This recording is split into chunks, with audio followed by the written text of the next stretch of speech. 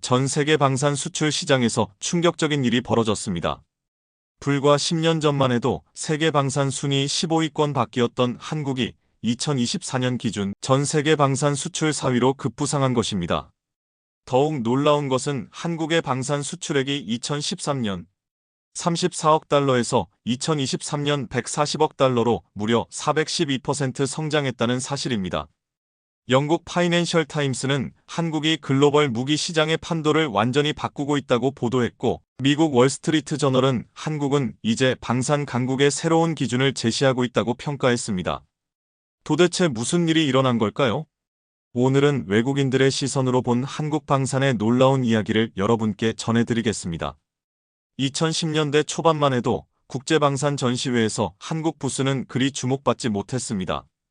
당시 유럽의 한방산 전문가는 한국 제품은 아직 검증되지 않았고 기술력도 의심스럽다는 평가를 내놓기도 했습니다. 하지만 그로부터 불과 10년이 지난 지금 상황은 완전히 달라졌습니다. 2022년 폴란드가 한국과 체결한 방산 계약 규모는 무려 140억 달러에 달했고, 이는 폴란드 역사상 최대 규모의 무기 구매 계약이었습니다. 이러한 변화의 핵심에는 실전 검증이라는 강력한 증거가 있었기 때문입니다.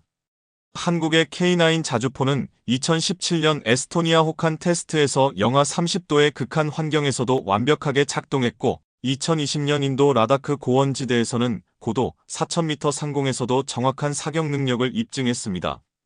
영국 국방부 산하 연구기관인 제인스 디펜스는 K9의 신뢰성 지수는 98.3%로 독일 PGH-2000의 94.1%를 상회한다는 분석 결과를 발표했습니다. 더 놀라운 것은 한국 방산의 발전 속도였습니다.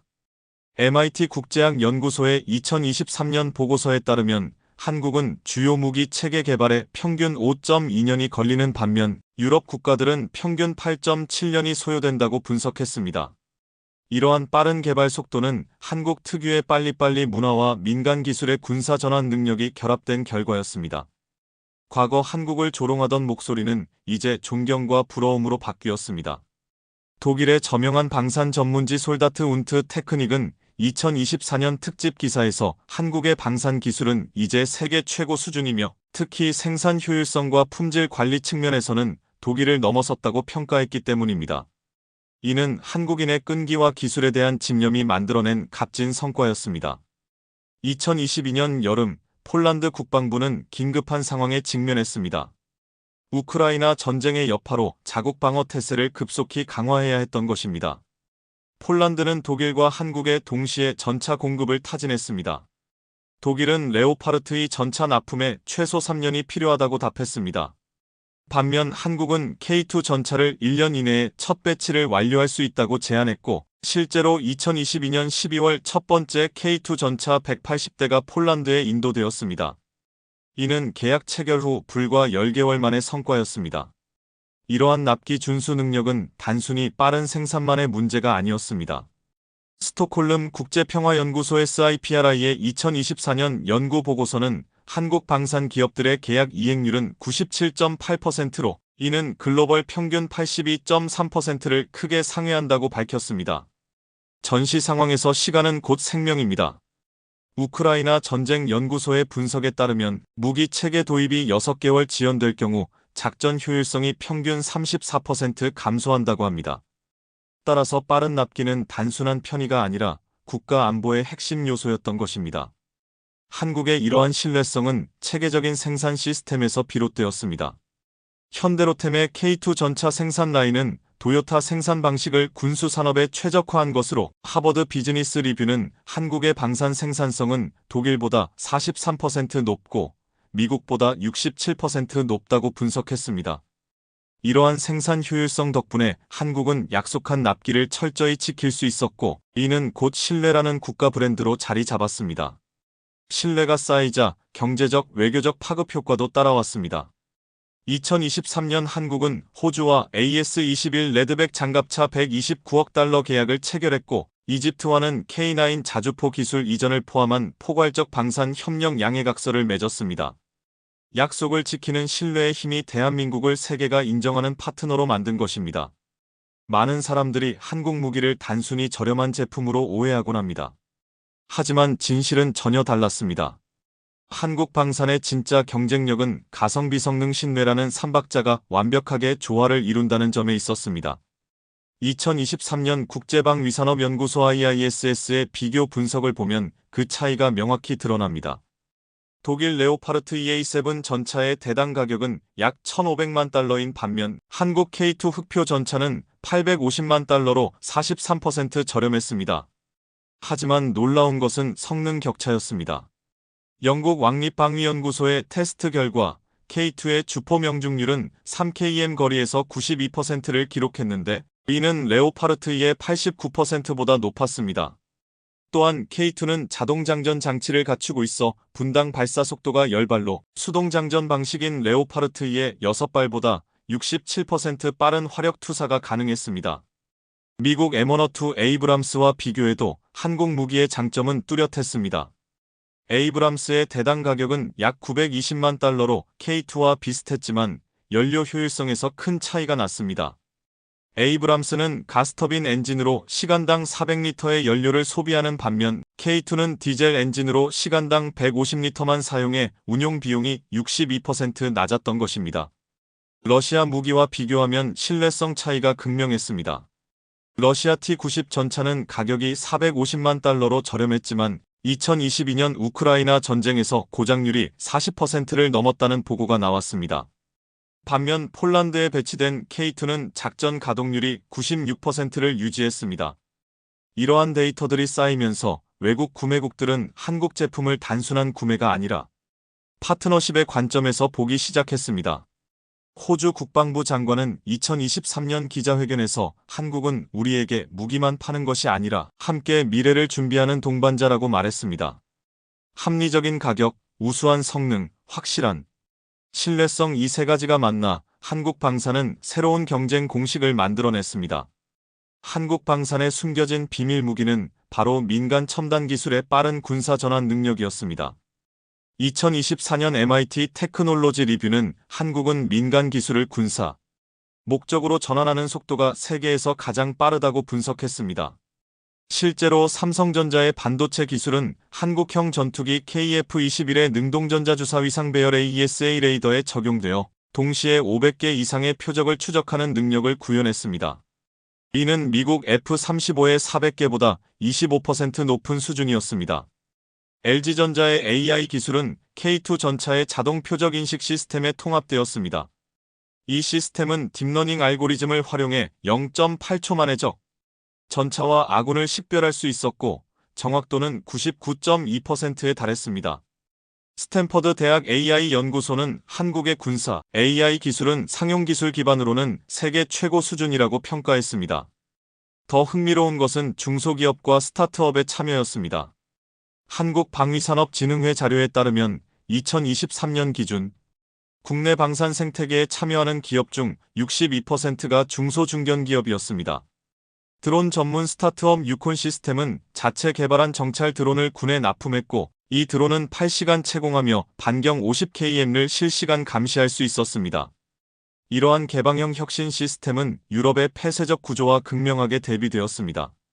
프랑스나 독일은 소수의 대기업이 방산을 독점하는 구조였지만 한국은 2,300여 개 기업이 협력하는 생태계를 구축했습니다. 옥스퍼드 대학 경제학과의 2024년 연구는 한국의 방산 혁신 속도가 유럽보다 2.3배 빠른 이유는 민관학 협력 네트워크의 유연성 때문이라고 분석했습니다. 카카오의 GPS 기술은 유도 미사일의 정밀도를 높였고 네이버의 클라우드 컴퓨팅은 군 지휘 통제 시스템의 데이터 처리 속도를 5배 향상시켰습니다. 민간의 혁신이 국방력으로 직결되는 선순환 구조가 바로 한국 방산이 빠르게 성장할 수 있었던 핵심 동력이었습니다. 2023년 가을 폴란드 크라쿠프 외곽에 특별한 공장이 문을 열었습니다. 한국 한화디펜스와 폴란드 정부가 합작으로 설립한 K9 자주포 생산 공장이었습니다. 이 공장은 단순히 조립만 하는 것이 아니라 포신 제작부터 전자, 장비 생산까지 핵심 기술을 모두 현지에서 구현할 수 있도록 설계되었습니다. 폴란드 국방장관은 개소식에서 이것은 무기 구매가 아니라 폴란드의 방산 자립을 위한 첫걸음이라고 말했습니다. 한국의 이러한 접근 방식은 기존 방산 수출 강국들과 완전히 달랐습니다. 미국이나 프랑스는 완제품 판매 위주였고 핵심 기술은 절대 이전하지 않았습니다. 스톡홀름 국제평화연구소의 분석에 따르면 미국 방산 수출의 87%가 완제품 판매였고 기술 이전은 단 3%에 불과했습니다. 반면 한국은 2023년 방산 수출의 42%가 기술 이전을 포함한 계약이었습니다. 호주와의 AS-21 레드백 장갑차 사업이 대표적 사례였습니다. 한화디펜스는 호주 빅토리아주에 생산 공장을 설립하고 호주 현지 기업 450여 곳을 협력업체로 참여시켰습니다. 이를 통해 1만 2천 개의 일자리가 창출되었고 호주 정부는 이것은 단순한 무기 도입이 아니라 국가 산업 기반 강화 프로젝트라고 평가했습니다. 이집트와의 협력도 주목할 만했습니다. 한국은 K9 자주포 기술을 이집트에 이전하면서 이집트 기술자 300명을 한국으로 초청해 6개월간 집중 교육을 실시했습니다. 이집트 국방부 대변인은 한국은 우리를 고객이 아니라 동등한 파트너로 대우한다고 말했습니다. 런던 정경대학 LSE의 2024년 연구는 한국의 기술 이전 전략이 장기적으로 더 많은 추가 계약과 외교적 신뢰를 가져온다고 분석했습니다. 실제로 폴란드는 2024년 추가로 K2 전차 180대와 FA-50 전투기 48대를 주문했고 총 계약 규모는 200억 달러를 넘어섰습니다. 파트너국의 산업까지 함께 키워주는 한국의 방식은 단기 이익이 아닌 장기 신뢰를 선택한 전략이었고 그 결과는 놀라운 성공으로 돌아왔습니다. K9 자주포는 한국 방산의 상징이자 자부심입니다. 2024년 기준 전 세계 10개국에 1,700대 이상 수출된 K9은 이제 글로벌 자주포 시장의 40%를 점유하고 있습니다. 영국 국제전략문제연구소 IISS는 K9은 현존하는 자주포 중 가장 완성도 높은 무기체계라고 평가했습니다. K9의 가장 큰 장점은 뛰어난 기동성이었습니다. 155포를 장착하고도 무게가 47톤으로 독일 PGH-2000의 57톤보다 18% 가벼웠습니다. 이 덕분에 시속 67km의 최고 속도를 자랑했고 이는 세계 자주포 중 최고 수준이었습니다. 생산성 측면에서도 K9은 탁월했습니다. 자동 장전 장치를 갖춘 K9은 분당 최대 6에서 8발을 발사할 수 있었고 지속 발사 시에도 분당 3발의 안정적인 화력을 유지했습니다.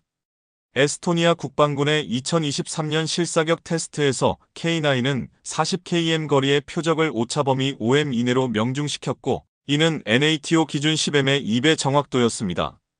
더욱 놀라운 것은 환경 적응력이었습니다. 핀란드에서는 영하 40도의 혹한 속에서도 정상 작동했고 인도에서는 섭씨 50도의 사막 환경에서 연속 사격 시험을 통과했습니다. 폴란드 국방부의 2024년 보고서는 K9은 눈, 진흙, 사막, 고산지대 등 모든 지형에서 작전 가동률 95% 이상을 유지했다고 밝혔습니다. 무인 포탑 기술도 K9의 혁신이었습니다. K10 탄약 보급 차량과 연동하면 자동으로 탄약을 재장전할 수 있었고 이는 전투 지속력을 2배 이상 높였습니다. 나토 호환성도 완벽했습니다.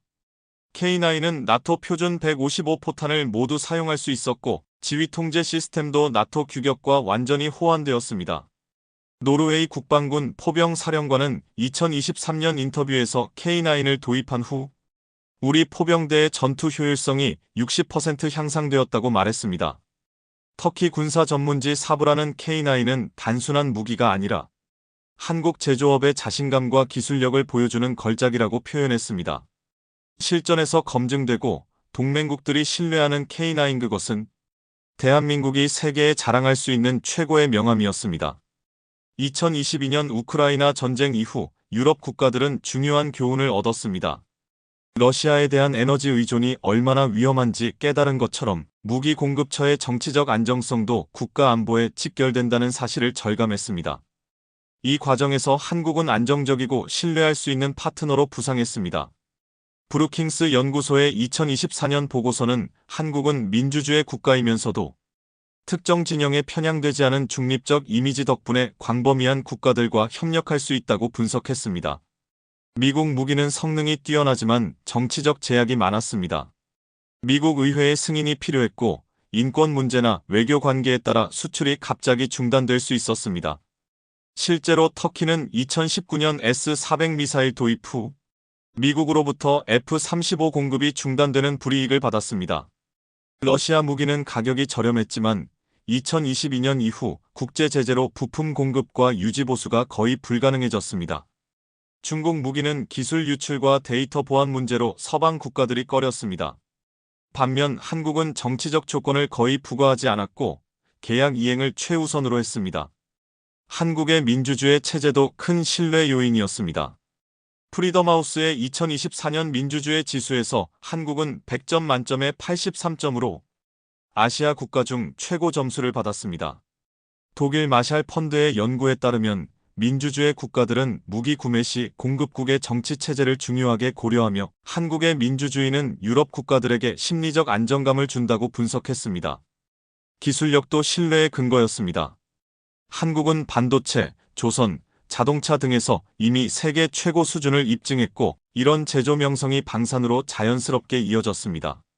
싱가포르 국제문제연구소는 한국 제품에 대한 신뢰는 삼성, 현대, LG 같은 글로벌 브랜드가 수십 년간 쌓아온 품질 이미지에서 비롯된다고 평가했습니다. 결국 국제관계에서 신뢰는 가장 강력한 화폐였습니다. 가격도 중요하고 성능도 중요하지만 위기 상황에서 믿고 의지할 수 있는 파트너인지가 최종 선택의 기준이 되었던 것입니다. 한국은 약속을 지키고 정치적 압력을 가하지 않으며 기술적으로 신뢰할 수 있는 나라로 인정받았고 이것이 대한민국을 글로벌 방산 시장의 핵심 플레이어로 만든 근본 이유였습니다. 대한민국 정부는 2030년까지 방산 수출 300억 달러, 세계 시장 점유율 5%라는 야심찬 목표를 세웠습니다. 2024년 현재 140억 달러 수출에서 2배 이상 성장하는 것이었습니다. 이 목표는 결코 허황된 꿈이 아니었습니다.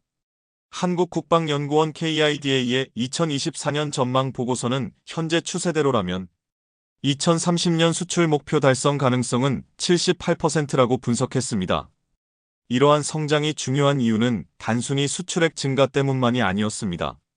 방산 기술 자립은 곧 기술 주권을 의미했고 이는 국가의 장기적 안보와 경제 성장의 핵심이었습니다. 한국은 이제 KF-21 전투기 개발로 항공우주 기술에서도 자립 기반을 마련했습니다. MIT 항공우주공학과의 평가에 따르면 KF-21은 4.5세대 전투기 중 최신 설계로 스텔스 성능과 항속 거리 면에서 유럽의 라팔이나 타이푼과 대등한 수준이었습니다. 2026년 양산 시작 후 아시아, 중동, 남미 시장에서 최소 300대 이상 수출이 예상되었고 이는 약 180억 달러의 경제 효과를 창출할 것으로 전망되었습니다. 반도체 분야에서는 삼성전자와 SK하이닉스가 군사용 고성능 칩을 자체 생산하며 외국 의존도를 2020년 62%에서 2024년 28%로 낮췄습니다. 카네기 멜론 대학 반도체 연구소는 한국의 군사, 반도체 자립도는 2030년 90%에 도달할 것이라고 예측했습니다.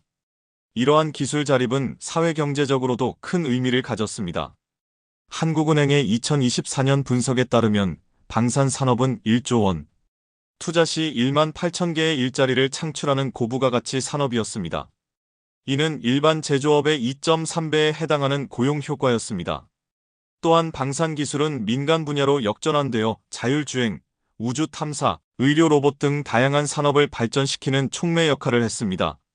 세계경제포럼 WEF는 한국은 방산과 민간 기술의 선순환 구조를 가장 잘 구축한 국가라고 평가했습니다.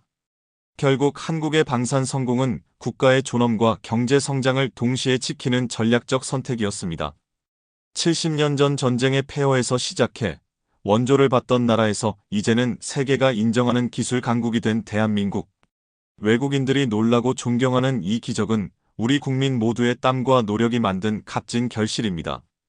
앞으로 한국은 단순한 무기 수출국을 넘어 평화와 안보를 지키는 글로벌 리더로 자리매김할 것입니다. 기술로 존중받고 신뢰로 선택받는 대한민국의 미래는 이제 막 시작되었습니다. 여기까지 외국인들의 시선으로 본 한국 방산의 놀라운 이야기를 함께 살펴보았습니다. 과거의 조롱이 현재의 존경으로 바뀌기까지 그 뒤에는 우리 국민 모두의 피와 땀이 있었습니다. 이 영상이 여러분께 자긍심과 희망을 드렸기를 바랍니다.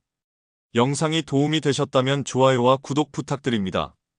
여러분의 댓글과 응원이 더 좋은 콘텐츠를 만드는 큰 힘이 됩니다. 다음 영상에서는 한국의 또 다른 놀라운 성취 이야기로 찾아뵙겠습니다. 시청해주셔서 진심으로 감사합니다. 건강하시고 행복한 하루 보내세요.